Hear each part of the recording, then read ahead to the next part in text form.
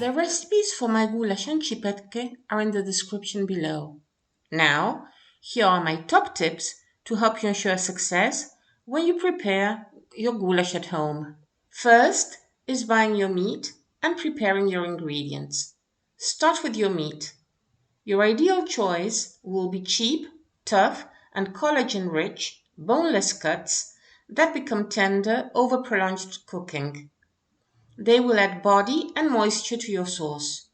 For example, chuck or neck will be perfect, soft and tender in your goulash. Avoid expensive cuts. No beef tenderloin or filet mignon here. Such cuts lack marbling and connective tissue, so they'll shrink and become tough instead. Once you've picked your meat, cut it into 2 cm cubes. Now your vegetables. Peel and cut your onion, carrot, white radish and potatoes into bite-sized pieces. Cover your peeled potatoes so that they keep their moisture and color until you use them. Remove the base of the stems from your tomato and bell peppers. Cut your tomatoes into bite-sized pieces. Cut your bell peppers lengthwise in half. Remove all of the white veins and seeds to eliminate capsaicin, the irritant substance responsible for heating peppers, before cutting them into bite-sized pieces as well. You can use both green or red bell peppers for this dish.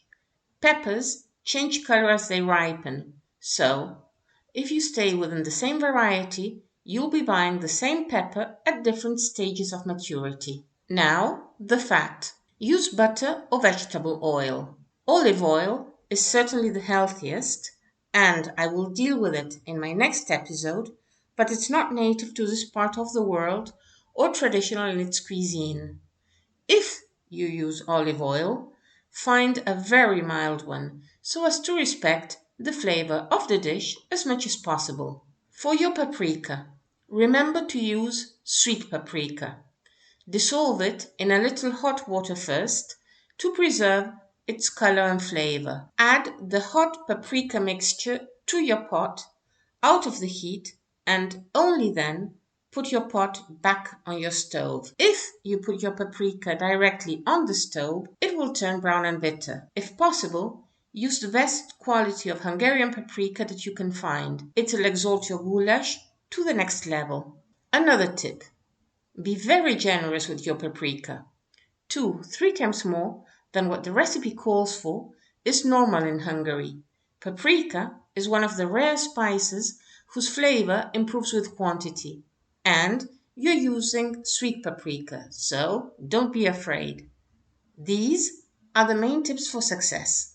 Now, the cooking of the soup. This will take you about 2 hours in all. To prepare your goulash, boil 3 liters of water. In another 3-liter pot, heat your oil or butter. Add your onion and cook for a few minutes until it's translucent. Add caraway and crushed garlic and cook for a couple of minutes more. Remove from the heat, add the meat and the dissolved hot sweet paprika mixture. Mix well. Return to the heat, season with salt, add more boiling water to cover and cook covered over medium heat, adding boiling water as needed. Remember that you want to achieve the consistency of a soup, not a thick stew in the end. So, cook for about an hour and a half or until the beef is almost tender. At this point, add all your chopped vegetables to the meat except the potatoes and cook for 15 to 20 minutes more or until the vegetables are tender. Now, your pasta. Prepare your pasta while the meat is cooking.